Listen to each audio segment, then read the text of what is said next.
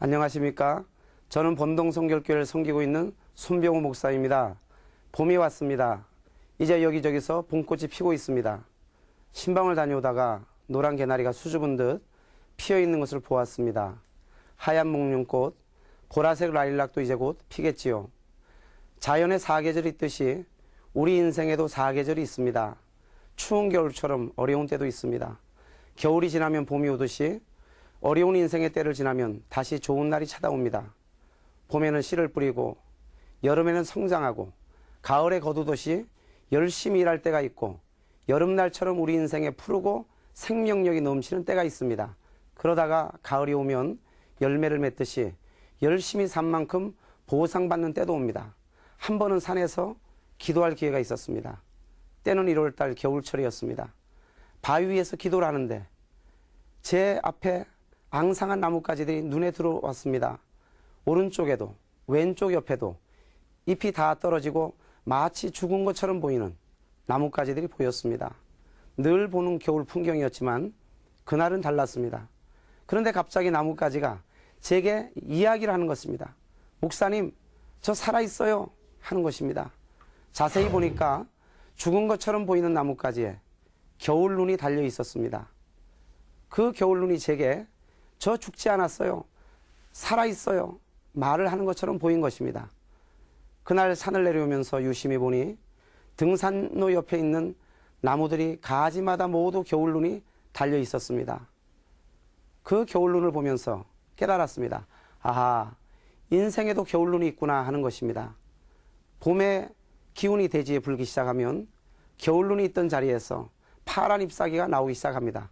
여러분, 기회가 되면 주변에 있는 나무들, 또 산에 있는 나무들을 유심히 보세요. 겨우내 바짝 말라있던 가지마다 파랗게 잎이 돋아나고 있는 것을 보실 겁니다. 어느 여자분이 골수염으로 큰 고통을 겪고 있었습니다. 어쩌면 한쪽 다리를 못 쓰게 될 수도 있다는 의사의 말을 듣고 큰 시리에 빠져 있었습니다. 이분이 병원에 입원을 하게 되었습니다. 병문안을 가면 얼마나 기다리고 있었는지 자주 찾아뵙지 못해서 송구스러웠습니다. 8개월을 병원에 입원해 계셨습니다. 입원해 있는 동안에 추수감사절을 맞아서 환자복 입은 채로 휠체어를 타고 저희 교회 예배에 참여하였습니다.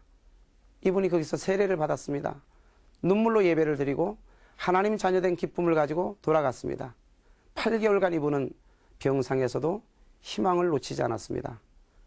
마침내 골수염이 치료되었습니다. 지금은 걸어 다니시고 생활하고 있습니다. 그녀가 절망 속에서도 다시 품고 품었던 희망은 바로 겨울눈이었습니다.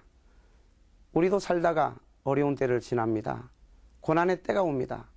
그때는 마음도 춥고 마치 내 삶에 푸른 잎새가 다 떨어지고 죽은 듯 보이는 앙상한 겨울나무와도 같습니다.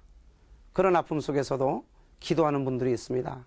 사업이 부도나고 또는 건강에 심각한 문제가 생기기도 합니다. 이런 속에서 희망을 품은 분들은 겨울눈을 가진 나무와도 같습니다. 살아있는 성도입니다. 이런 분의 삶에는 다시 잎이 나고 꽃이 피고 봄이 옵니다. 다시 건강을 회복하고 생업도 회복이 됩니다. 가정도 회복이 되고 인생이 회복이 됩니다.